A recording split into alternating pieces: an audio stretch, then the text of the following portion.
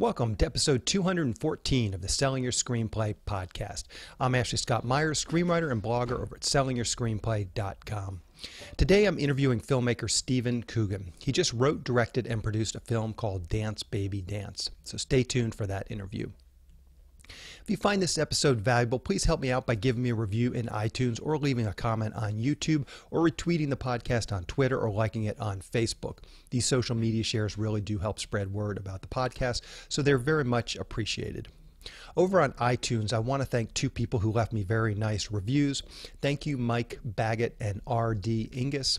There are certain things that I try and do with the podcast, and in both of these reviews, they pointed some of those things out. So it's very nice to see that people are appreciating what I'm doing. So again, thank you for those reviews, guys. It's very, very much appreciated. If you have a minute, please do go to iTunes and leave some feedback. If there's a comment you want to make that you don't want to be public, that's appreciated too, and you can email me at info@sellingyourscreenplay.com. I really have no way of knowing what aspects of the podcast people like and what aspects they don't like, so all of this feedback really is appreciated, and it helps me guide the show and hopefully make the show better. These iTunes reviews also really are helpful in terms of getting the podcast in front of more people inside of the iTunes system. So again, it's appreciated. If you do have a minute, just go and leave me a nice review there. You can also subscribe to the podcast in iTunes, and that's just a nice, convenient way to have all the episodes automatically downloaded to your device each week. Anyway, thanks again, Mike Baggett and R.D. Ingus, for leaving those reviews. Again, it is very, very much appreciated. Any websites or links that I mention in the podcast can be found on my blog in the show notes. I also publish a transcript with every episode in case you'd rather read the show or look at something later on. You can find all the podcast show notes at www.sellingyourscreenplay.com/podcast, and then just look for episode number 214. If you want my free guide, How to Sell a Screenplay in 5 Weeks, you can pick that up by going to sellingyourscreenplay.com/guide. It's completely free. You just put in your email address and I'll send you a new lesson once per week for 5 weeks along with a bunch of bonus lessons. I teach the whole process of how to sell a screenplay in that guide. I'll teach you how to write a professional logline and query letter and how to find agents, managers, and producers who are looking for material. Really is everything you need to know to sell your screenplay. Just go to sellingyourscreenplay.com/guide. So a quick few words about what I'm working on. A quick update on The Pinch, the crime thriller feature film that I wrote and directed and produced last year. I'm still kind of waiting it out with the festivals. The Pinch was selected as a finalist in the Da Vinci International Film Festival. What this festival seems to do is they have a quarterly judging period. So in this case, it's February 2018. So they selected 9 finalists for this quarter, one of which was The Pinch. And then from those 9 finalists, they choose 1 quarterly winner. And then the 4 quarterly winners for the whole year, they actually compete, and I think with some screenings at a festival in May, which is here in Los Angeles. So didn't quite get into that part of the judging process, but I did get at least acknowledged as a finalist. So the film wasn't really accepted into the festival, but this is a nice way for the festival to give a little extra exposure to some films that they don't have space for. I think this is a nice thing to do for both the filmmakers and for the film festivals. You know, I'm now talking about the Da Vinci International Film Festival, so I'm promoting their film festival. So, you know, by sort of acknowledging my film, they get a little bit of exposure. And then, of course, my film gets to be listed as a finalist. I can start using this in my marketing. The Pinch is now an award-winning film being accepted as a finalist in the 2008 Da Vinci International Film Festival. Inside the film freeway interface, they have a little section where you can actually create the laurels, the little graphic that you see often on independent films. They'll put those little laurels on the posters and stuff. So, you know, that's nice. I'm starting to collect those. This festival is new, so it was fairly inexpensive to enter. I think I only paid maybe $15 or $17 to enter it. So that was sort of my whole goal with this festival, was just to start to hopefully get some acceptances or be able to start to collect some of those laurels and start to build up a little bit of a resume. And I did get another similar type of acceptance as a semi-finalist in the San Mauro Film Festival. Again, this was a new festival. This one was literally free to enter, so no real downside. And it's the same sort of thing now. Again, I'm talking about the festival, so they're a first-year festival. They're getting lots of people in, and they accepted a ton of films as they semi-finalists. I actually went to their Facebook page and you could see all the other filmmakers basically saying, oh, thanks for accepting me as a semifinalist. So who knows, maybe they accepted all the films as a semifinalist. I don't know. But again, it's just, you know, a little bit of sort of mutual back scratching, as they're now sort of promoting my film a little bit, and then I'm also promoting their festival a little bit. Again, this one was free. It's a first year festival, so I don't know that it counts as a lot, but you know, just a little bit of something. And again, I can start to collect sort of these, oh, we were a semifinalist in the San Mauro Film Festival, we were a finalist in the Da Vinci International Film Festival. So it starts to get just a little bit of something that I can use in my pitch letter, or I can talk about. The Da Vinci International Film Festival has a nice posting on the Pinch on their February 2008 finals page, so I'll include that link in my show notes, and if you want to learn more about that film festival, you can go and check that out. So I wouldn't say these are really acceptances into festivals, but again, it's at least a little bit of a positive sign, and it's nice that, as I said, I'm able to start to collect at least a little bit of sort of stuff that I can use in my own PR. And if you remember what I talked about as my sort of strategy for film festivals, there were sort of 3 different types of festivals I was going to. There was a bunch of local LA festivals that I was submitting to.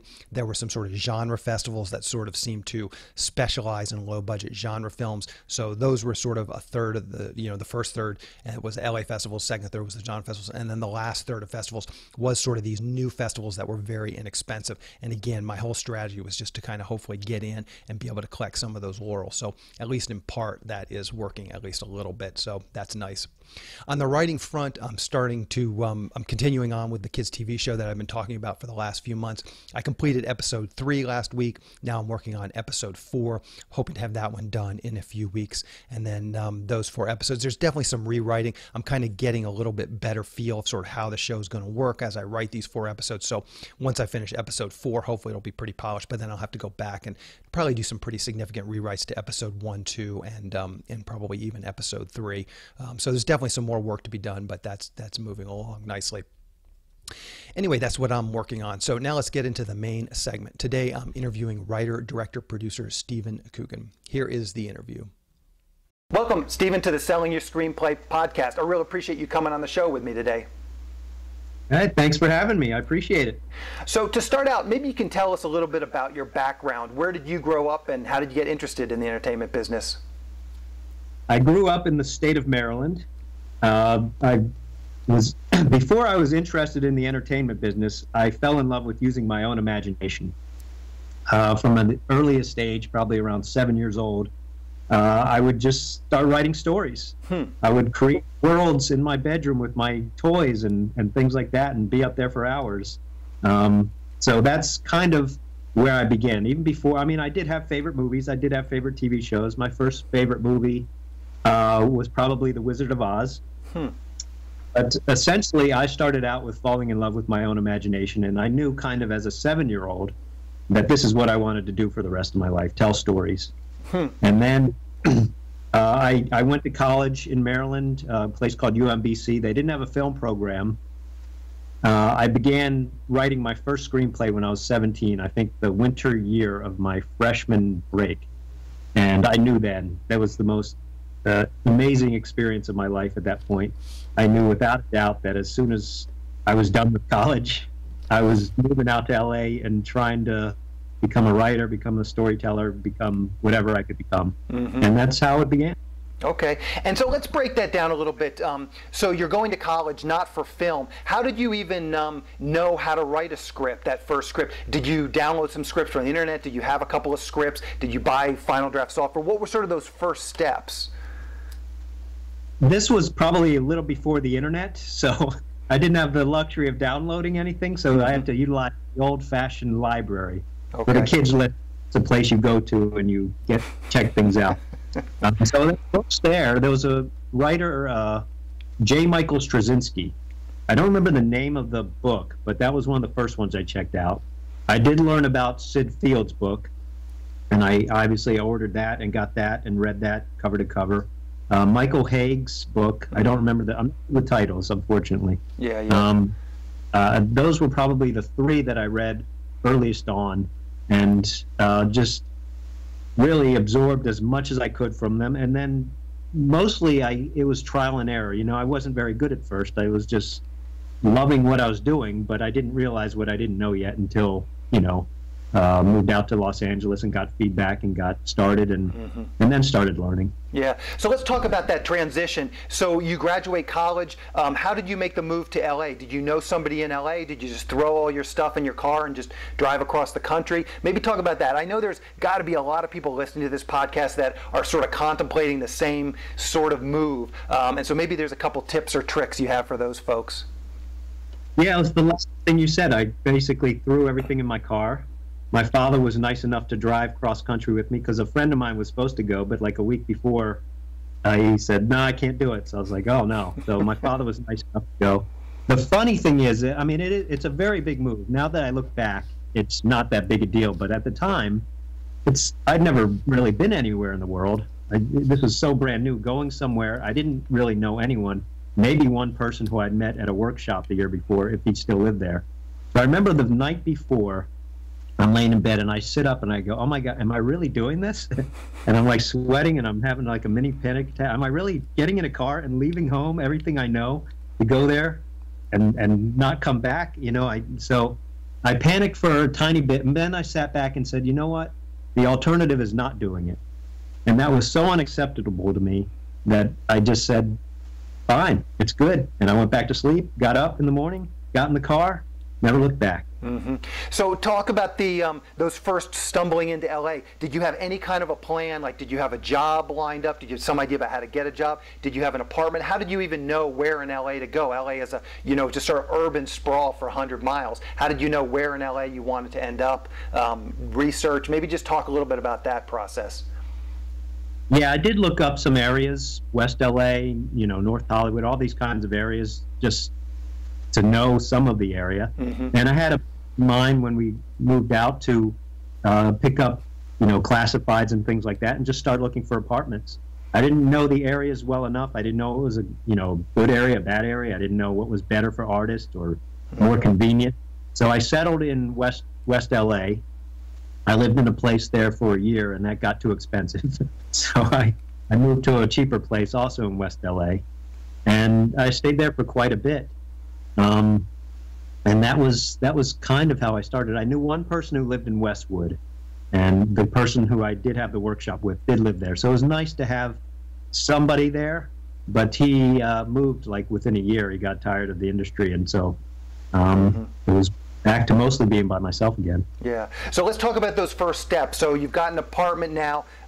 Did you start to find a job, and how did you go about that process? And maybe just, again, talk about that, because I know that worries people a lot. How are they going to just get to LA and make ends meet while they pursue their writing career? Well, I made sure to have some savings saved up. Okay. So I have to worry as soon as I stepped out of the car in Los Angeles to have to look for a job. I knew I would need a little bit of time to, learn the lay of the land, kind of figure things out, start sending out queries to agents and producers and all those kinds of things.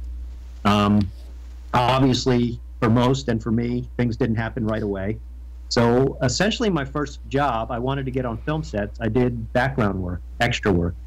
And there was plus and minuses. I met some very interesting people. I got to be on sets and things like that. That was the first time I'd ever been on sets and watching, how things were actually done. I didn't see a future in that. It was, not something I wanted to make a living of doing. So for, probably about 6-7 months. And then I did get a job working with kids after school at an after-school special needs program. It wasn't exactly full-time, so it allowed me time to write in the morning and write in the night, whenever I want. How many scripts did you have? You said when you got here you started sending out queries to agents and managers and that kind of stuff. How many scripts? So your freshman year in college you wrote your first one. How many scripts then did you have when you actually stumbled into LA? I had 2 at that time. Okay. Include that, and that includes that first one? Yes. Okay. And what would you say the quality of those scripts was? Were you pretty confident that they would land you an agent? At the time I was. That was great. We were looking back. I had, you could see I had some ability. I had an imagination. I had a sense of humor. I had some things, dialogue that I was doing well. I didn't understand structure. I overwrote. I was meandered. There was nothing that was really what a screenplay should look like. It wasn't until my 3rd screenplay when I really started learning a lot more I learned, took workshops. I joined things like the Scriptwriters Network, started meeting people, started getting feedback, all kinds of good things that helped me out. And my third screenplay, I finally learned the benefit of writing high concept if you want to get people's attention. So I wrote a high concept family comedy script. It was called Go to Your Room, Dad, about a multi-million-dollar orphan who adopts two parents off the street in order to get a tax break. And so when I was saying that to people, I heard them laugh in the room. I was like, oh, maybe that's I'm onto something. And I was able to get my first agent with that script. I see. I'm curious too, and this is maybe taking us a step back. Did you ever contemplate trying to get your career going from Maryland? And if not, why not? No, I never did. To me, Maryland and Hollywood, it's like Pluto and Earth. It was that far away. It's such a different world. Back then, again, it wasn't as connected as it is today with the internet, where if I lived in Maryland today, grew up in Maryland today, there might be an opportunity to actually do that because, you can email so easily. You can learn so easily. You can go to website, contact, and do all those kinds of things. Back then, I'm not that old. We had cars. It wasn't horse and buggy. But it was right at the burgeoning age of the internet, and it wasn't as established as it is now. So, but even saying that, I would still, if you're serious about being in the entertainment industry, your best bet is coming to Los Angeles because that's where all the jobs are. That's where the people are. That's where the networking opportunities are. So, if I had the opportunity, I think I would still move out here. Yeah. So let's talk about that, getting your first agent, and maybe walk through that process. How did you end up landing? Obviously, you wrote this script that you felt pretty good about, but what were the logistics of actually getting that script to the agent and getting signed by that agent? Yeah, it was pretty straightforward. I just sent them the script. They called and said, we liked it. Come on in and meet us. I went in and met them, and they signed me on the spot. So it was kind of a crazy agency. The woman was a little... I don't know the correct word for it. She was a little eccentric. Maybe that's the best. There was live animals, livestock walking around the office. It was just, it was Wild Kingdom in there. But I was thrilled to have the experience. What the experience taught me, though, is that when they finally went out with the script, when it didn't get bought immediately, no one ever bought one or optioned it or anything. You're not as important anymore. Like when we first sat down and she had me come in and she wanted me to talk to the interns about how I wrote it and pitch to them about high content and all these kinds of things. And, I'm thinking I'm doing great. And then when they go with it, she wasn't a major clout agency, but she went out with it to some, studios, production companies, those kinds of things. Like I said, it didn't get any interest. And the next time around, it's like not as, the phone calls don't return as quickly and that kind of thing. So I eventually moved on from them. Okay. How did you get that initial read by that agency? Did it start with a cold call to them? Did it start with a query letter? Or did you just send the script all in one? Was it email? Was it just regular mail? It was probably regular mail. I think it was regular mail because I at the time I preferred, it felt more professional at the time. Now I would probably do email because it's so acceptable. But then a query letter. I would never send a script unsolicited because everyone told me don't send a script unsolicited. So query letters, I sent them to a bunch of people. I typed them up or whatever and send them out, and they read it and they called me from that and said, send us the script. And so that's when I sent the script, and then they called me a little while later and said, hey, we like it, come on in. I always like to get a sense of the scope of what writers are doing. It always sounds very easy in you describing it, but I'm sure you were submitting to other agencies and probably not getting the same reception. Do you remember how many query letters you sent to get that one meeting and ultimately get that one agent?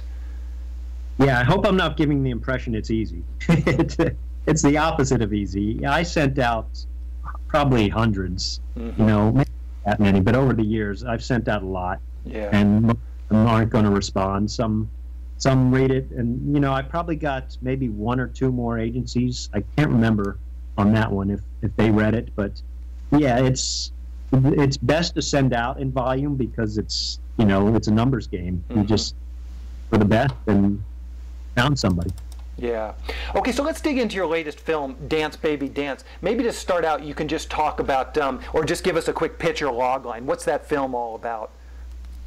It's essentially it's an underdog kind of story about a tap dancer who goes after his lifelong dream against great odds. He's used to be really, really good, like in his mid-20s. He was about to achieve his dream in New York, and then he had a horrible knee injury, and it kind of ruined everything. But he rehabbed like crazy. He loved doing this more than anything else in the world. He was going to keep at it. And as he got another chance, he injured his knee again. And that's kind of, he had to take a step back. And then what happens to a lot of us, life kind of happens. You know, he met somebody, got in a relationship, he got a job, he got a better job, he got married. And the next thing he knew, 10 years passed. And he still had this dream, though. He had a regular life, but he didn't want to give up the dream just yet. And so he saw one last opportunity, this showcase coming to the town that he lived in. If he made this showcase, it was kind of like an audition in front of an audience. He'd be part of a year-long dance tour, and that would be his dream. People would know him as a tap dancer. He would be happy, he'd be satisfied afterwards. He'd probably have more tap dance opportunities if he wished. So this was his one last shot. And he knew it was an uphill battle because he was now older than most dancers. He still hadn't completely recovered from the knee injuries. He was rusty, and seeing some of the other tap dancers that he saw online, how amazing they were. So it was a long shot, but it was his dream, and he went for it. Mm-hmm. So where did this idea come from? What was sort of the genesis of this story? Well, essentially, I've always been a huge fan of underdog stories. You know, Rocky, Rudy is one of my very favorites. But any kind of thing with an underdog aspect, because I've always related to that. I've always kind of saw myself, I'm not majorly connected. I'm not a great salesperson. You know, I can't walk in a room and light it up and, hey, look at me. You know, I'm not that kind of guy. So I always saw myself more of an underdog. So those kinds of stories have always appealed to me. But this kind of came out of left field. I would walk on the beach maybe once a week or so to clear my head, and often that's when my best ideas would come. And so one of these days I was listening at the time to a lot of like old school soul, like Sam and Dave and Stevie Wonder and Gladys Knight and the Pips and Jackson 5 and things like that. And I just saw myself tap dancing to them, even though I've never tap danced before in my life. And it just made me really happy. And as I'm smiling and listening to these and tap dancing to these in my head, that and the connection with the underdog story, the two came together in a melting pot, and that's how the story came about. Okay. Did you have any knowledge of tap dancing before writing this? Did you have some friends that were into it? Was there any knowledge at all, or just purely was just an idea and then you went and researched it? No knowledge whatsoever. I'd seen it, obviously. I'd always been, a casual fan. When I Gregory Hines or Savion Glover, I would always say, my God, they're amazing. That's dazzling. So athletic, so impressive. But as far as me ever taking a class, me knowing anybody, anything like that, no. So I mean, it sounds insane.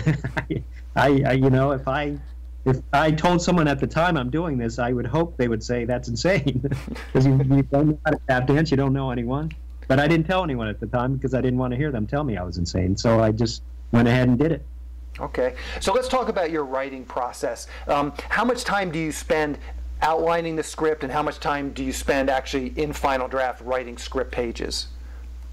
I don't know if I can give a designated time. It depends on which project. Some are longer, some are shorter. I always outline now. I didn't when I first started, because outlining to me it's like having a roadmap. You kind of don't meander when you know where you're going.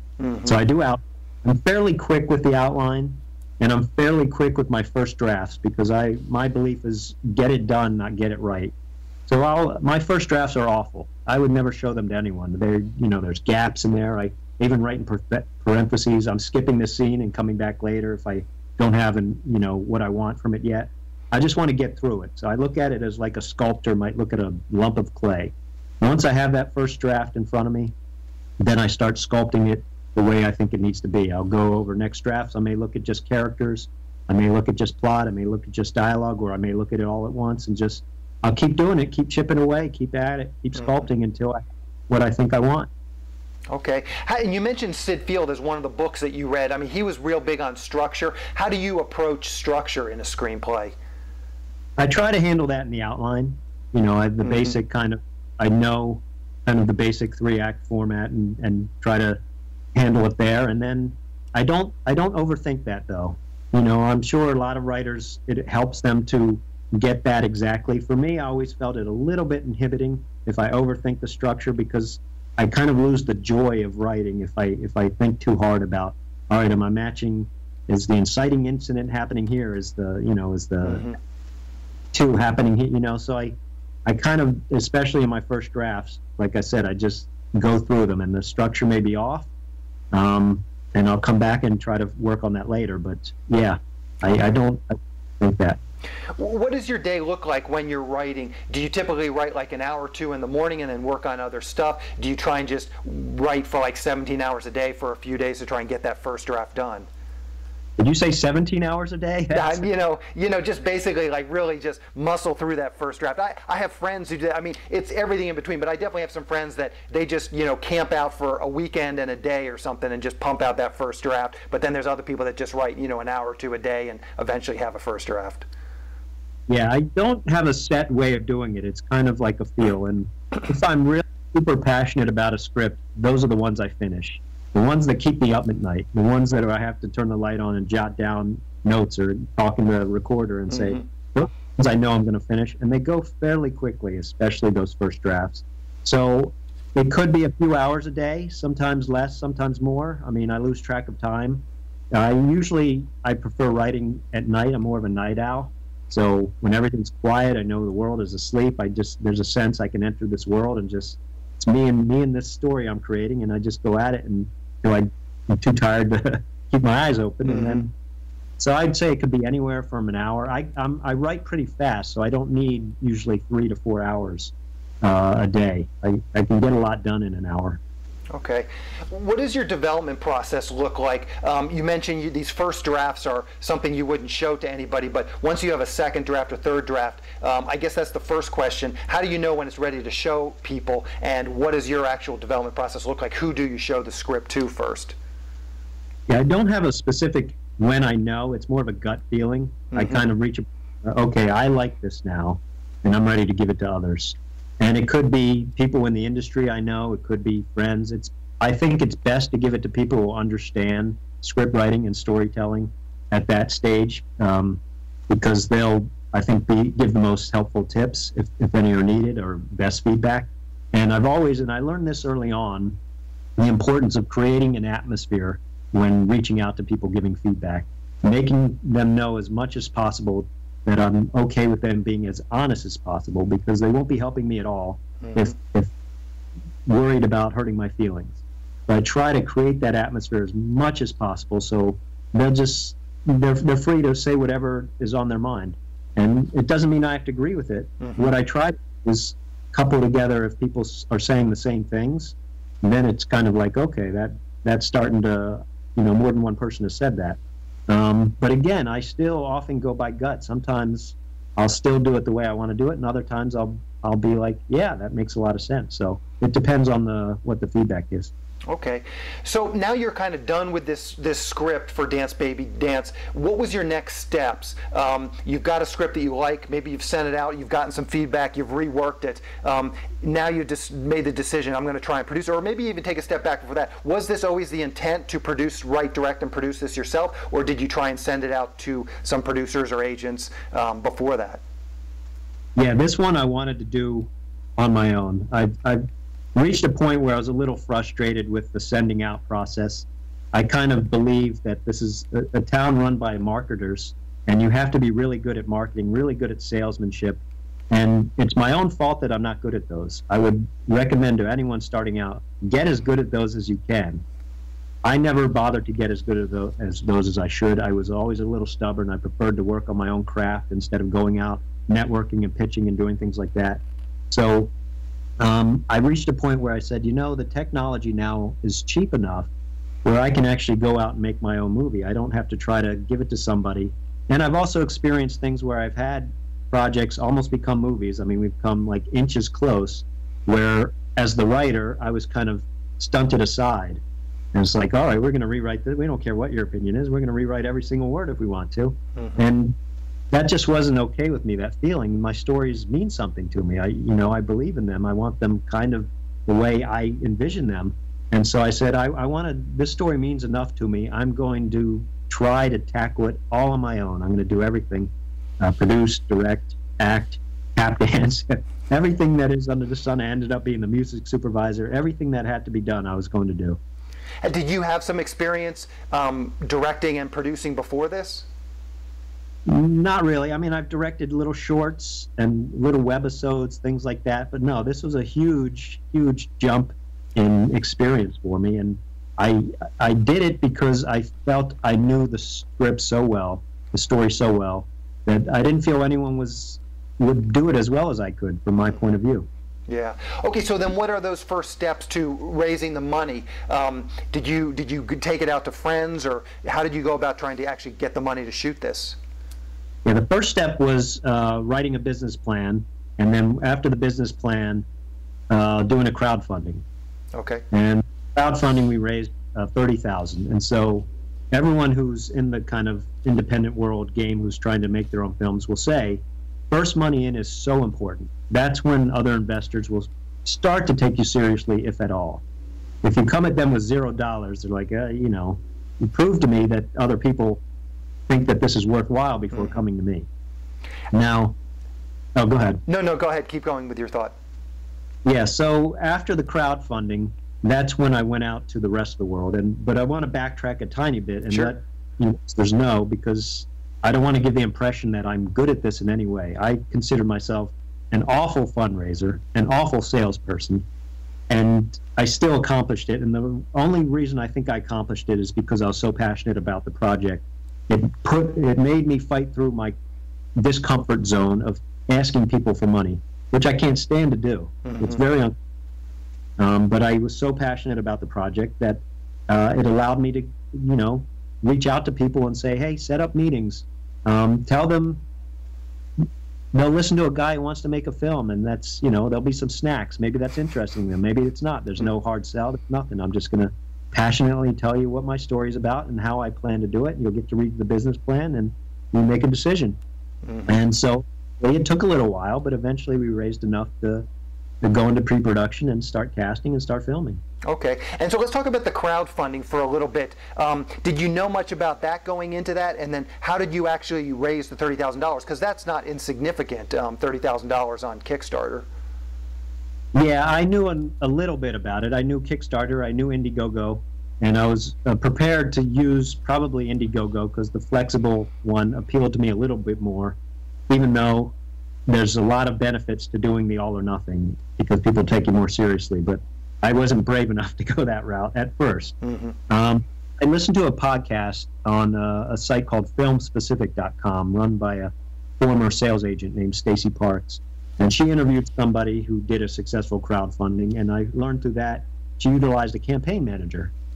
And so I reached out to this campaign manager, and we met and we talked, and she said, I just signed up with a brand new crowdfunding company, and so you won't have to pay an upfront fee to me because I'm on retainer. So it's all back-end commission, that kind of thing. I was like, okay, great, sounds good. So we went out with that company, and we went around utilizing her strategies of starting a few weeks before. It's essentially a full-time job. You got to reach out to everybody you know. You got to be as active on Twitter and Facebook and Instagram and everything you can be active on, and just keep at it. And I think the combination of that, and I think people sparked to the underdog aspect of the story, because it kind of paralleled an underdog aspect of someone trying to raise money for a film. I think that helped. And yeah, we eventually, reached our goal. Okay, so now you've got the Kickstarter money. You're going out to some trying to get some private investors. What was your strategy there? Was it again same sort of thing, just looking through your Rolodex and emailing, hey, is there anybody you know who might be interested in meeting? Maybe walk through that process of actually getting those meetings that you mentioned. There's some snacks and you passionately pitching. Yeah, it was kind of like what you said. I asked everyone I knew to reach out to people they knew and say, would you like to meet with a guy who's trying to make a film? There's no hard sell. There's going to be snacks there, but you may learn something from it. And you meet different types. Some are just very curious. Some have interests of their own of making films. Some have relatives or children that they want to be filmmakers, and so maybe they can learn something. So you just start going out there. And again, the key to it is just be honest and passionate. You have to be very honest about the risk. That this is if you're investing because you want to make money, there's a million better investments than investing in film. And the return on this investment, even if it does make money, is not going to be immediate. It could be 1 to 3 years if it recoups at all. So I would always, stress just how much, this is not the kind of investment you want to make if you want to make money. It's more about, do you believe in this actual project? Do you believe in this movie? Would you be excited about it? If it did succeed, would you be excited about that you were, helped fund it and helped it happen? Maybe if you give enough, you'll get a producer credit or some kind of credit. Maybe you get a set visit, all these kinds of things. You're trying to sell ego, that kind of, I get to be part of, a film. Wow, I get to be on set. If it succeeds, I may, hey, I'm part of that. So you try to sell that aspect of it, not in a hard way, because people don't like the hard sell, but you just try to get them excited about their own, kind of self-interest, and hey, that sounds exciting for me. And that's kind of about. And you mentioned your business plan. Did you take did you try and at least formulate some sort of a plan towards recoupment?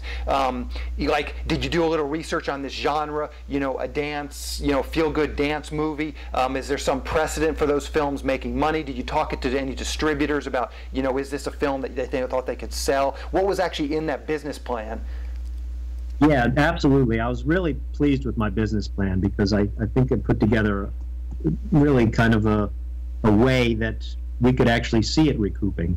So a big part of the plan was to pre-build the audience. There's about at least 9,000 dance studios in this country alone, and add Canada in the world. And I was compiling a list of all of them and wanted to create ways to get them involved far before we ever started filming. Get them excited about the film, get them know about it, try to create a large family so that they could follow along and feel personally invested. And then I would, create contests. I had a contest that the dance studio that voted the most for them to be in a scene in the film. And so that got some interest from around the country.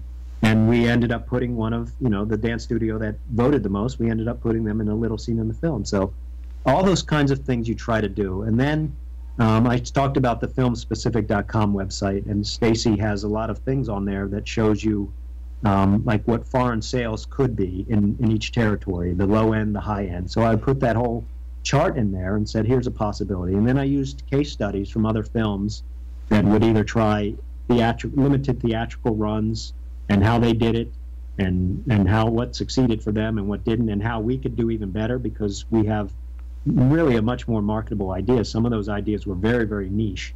So yeah, I put as much of that in as possible, but I kept reiterating the risk. So it was all, you want to do both. Yeah. And again, just to get a sense of the scope, how many of these investment meetings did you have, and what percentage of them actually resulted in some form of investment? I had probably, I think maybe 7, 8, somewhere around there. And then after that, it's more, you get to talk to more people on the phone, because they, people from not in the state, that kind of thing. So it's kind of spreads out. And yeah, it was a little hit or miss. I think I had more success once the phone actually started. I mean, we had some early people say, yeah, I'll invest and I'll talk to some people, and it kind of, snowballs a little bit. It wasn't a fast process. I took it, I think, a year before finally built it up to the point where we thought we had enough money to start filming. Okay. And you mentioned, too, the dance studios, contacting them and getting them involved. Was that a part of the Kickstarter campaign? Because that seems like a great way to get people that are into tap dancing sort of involved in the project early on. Did you reach out to them during this Kickstarter? Was that part of that, or was it after the Kickstarter? It was mostly after. Yeah, because the dance studios, I did reach out, but didn't receive much success in that, because at that point it's still not that much in it for them. My aim after these dance studios is I want to help us as a film, and I want to help you as a dance studio. I want to do a partnership. Maybe one day when we get out into theaters in your city, maybe we could put on a live dancing show afterwards. Maybe I'll get local press. Maybe we'll be able to bring your tap dance students on TV or on some kind of local press, liaison, and get your business some exposure. So I always wanted to include that there's something in it for us. Obviously, we want people to see the film, but it's going to help them out as well and give them a memorable experience if they get to watch, a film and then see their, students and themselves dance afterwards. So during the crowdfunding, I was so overwhelmed with just making that work in the tweet. Yeah, I didn't have the time to kind of reach out to do that as much. Yeah. Was there any worries as you're getting these dance studios involved, like if it's a dance studio in Wisconsin that ends up winning this thing, then you got to fly your whole crew there to shoot these scenes, which could add, a lot of additional costs. Was there any worry of that? No, I made it clear when I reached out to them that if they won, that we'd hire like a local crew, because for this scene, it was going to be seen on a laptop. It didn't need to be, the full deal. It just needed to be like a class. If they filmed their own class footage, that's all we needed, and going to use like 10 seconds of it. Yeah, yeah. So yeah, local. So anyone in the country could win. Very smart, very smart. So let's. Can you tell us where people can see Dance Baby Dance? Do you know what the release schedule is going to be like and when it's going to come out? Yeah, we're getting a week-long LA release. Premiere is January 19th. It'll run from January 19th through the 25th at Arena Cine Lounge on Sunset in Hollywood. Nice. After that, we're going to try to do some select cities, but I believe on January 19th, we're also coming out on Amazon for VOD. And then a few months later, we'll probably do more platforms, and eventually we'll be on all the, VOD platforms. But we're starting with Amazon, and I believe, I don't know 100%, but I believe it's going to be available starting January 19th. Okay, perfect. And I'd just like to finish up the interviews by asking the guests to kind of just tell us how people can keep up with what you're doing, Twitter, Facebook, blog, anything you're comfortable sharing. I will round it, put it in the show notes so people can click over it, but anything you have like that, just mention it now so people can kind of follow you and get to know you a little better. Yeah, we're all over social media and our website. On our website, you can go www.dancebabydancemovie.com, and you'll see. You can click on our Facebook page, our Instagram page, our Twitter page, our YouTube page. We also have a place where you can sign up for our mailing list, and that's our newsletter. We'll be getting information out to people. We have a pledge to see the movie button there. For Facebook and everything else, it's Dance Baby Dance Movie. Some of it is DVD movie. So the best thing to do is go to the website and just click on the little icons for each social media site. And I also have my own personal ones that essentially follows my journey as well, and that's Stephen with a PH _ Kogon, Kogon, and that's the Instagram one. And then on Facebook, I just have a regular page, and then I have a Twitter page for both. So they can follow us through any of those ways. Okay, perfect. Well, Stephen, I really I wish you luck. I appreciate your coming on and talking with me today, and I wish you luck with this film. I appreciate it. It was great talking to you. So just a quick update on Dance Baby Dance. I noticed this morning that the film was available in Amazon Prime. So if you have Amazon Prime, you can actually watch this film at no additional cost, but it should be out there on all the digital platforms, iTunes and everything else. So if you have a minute, definitely check that out and take a look at it. A quick plug for the SYS Screenwriting Analysis Service. It's a really economical way to get a high-quality professional evaluation on your screenplay. When you buy our 3-pack, you get evaluations at just $67 per script for feature films and just $55 for teleplays. All the readers have professional experience reading for studios, production companies, contests, and agencies. You can read a short bio on each reader on our website, and you can pick the reader who you think is the best fit for your script. Turnaround time is usually just a few days, but rarely more than a week. The readers will evaluate your script on 6 key factors: concept, character, structure, marketability, tone, and overall craft, which includes formatting, spelling, and grammar. Every script will get a grade of pass, consider, or recommend, which should help you roughly understand where your script might rank if you were to submit it to a production company or agency. We can provide an analysis on a feature film or a television script. We also do proofreading without any analysis. We will also look at a treatment or outline and give you the same analysis on it. So if you're looking to vet some of your project ideas, this is a great way to do it. We will also write a logline and synopsis for you. You can add this logline synopsis service to an analysis, or you can simply purchase this service as a standalone product. As a bonus, if your screenplay gets a recommend or a consider from one of our readers, you get to list the screenplay in the new SYS Select database, which is a database for producers to find screenplays and a big part of our SYS Select program. This new service this is a new service, but we've already got producers in the system looking for screenplays, so it's a great way just to get some exposure for your script. As a further bonus, if your script gets a recommend or consider from one of our readers, your screenplay will get included in our monthly Best Of newsletter. Each month, we send out a newsletter that highlights the best screenplays that have come through our script analysis service. This is a monthly newsletter that goes out to over 400 producers who are actively looking for material. So this is another great way to get your material out there. But wait, there's more. And as a further bonus, if your script gets a recommend from our reader, you get a free email and fax blast to the list of industry contacts. This is the exact same blast service I use myself to promote my own scripts, and it's the same service I sell on the website. It's a great way to get your script into the hands of producers who are looking for material. So if you get a recommend, you get both bonuses, and if you get a consider, you get the first 2 bonuses. So if you want a professional evaluation of your screenplay at a very reasonable price, check out www.sellingyourscreenplay.com/consultants. On the next episode of the podcast, I'm going to be interviewing writer-director Rhys Evanson. He just did a really cool low-budget sci-fi film called Defective. We talked through how he came about to get that film produced, and we also talked through the start of his career, kind of how he got his start and worked his way up to writing and directing this feature film. So keep an eye out for that episode next week. To wrap things up, just want to touch on a few things from today's interview with Stephen. I thought there was some good tactile tips in this interview. Doing extra work is a very common thing to do when you first arrive in LA. I actually did it myself. It's a quick, easy way to get onto a film set and see the filmmaking process from the inside. You can make a little bit of money, and it's fairly easy to actually just get cast as an extra in pretty big budget films. When I first got to LA, as I mentioned, I think I was on Space Jam. That was that Michael Jordan movie from the mid-90s. There was a bunch of films like that, you know, you just make a few bucks, but it's just interesting just to be on set, especially for myself. I had never been on a movie set before, so that was really my first exposure to productions. I did a lot of smaller films too. There was some TV shows and stuff that I got on to. And again, as I first arrived to LA, it was I didn't have a job. I was still kind of looking for a job, so it was a good way just to make a little money. You know, be on set, meet other actors, other writers. You know, there was some people I met. I'm still friends with one of the guys I met actually as an extra. So it's a good way. There's a lot of sort of new people to LA doing this sort of work. So I highly recommend it. If you roll into LA, don't have a job lined up, that's a great way just to get out there, make a little money, and just start to learn about the business a little bit. The main takeaway here, though, from this interview is just how passionate Stephen was about this project.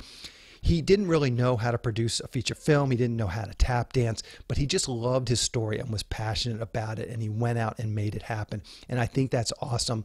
You know, I get a lot of emails, especially after talking about The Pinch on the podcast so much. I get a lot of emails, you know, asking very sort of, you know, small, minute questions. You know, what camera did you use? You know, how much did this cost? And these kinds of very sort of the minutia of producing. And I always feel like that a lot of people that are asking those very small sorts of questions, that's like, you're going to figure that stuff out. Those are sort of minor details, and you will figure that out through the process.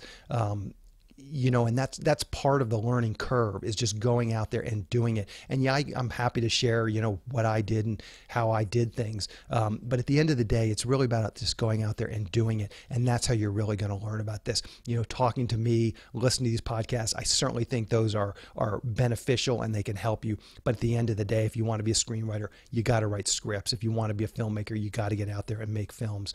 You know, just talking about it, reading about it, listening to podcasts about it, isn't enough. But again, the main takeaway here was just how passionate Stephen was for his project, and just went out there, didn't know exactly what he was doing, didn't exactly know how he was going to get it all done, but just muscled through the process. So I'm sure learned a lot, and now he's got a feature film that he wrote, directed, and produced.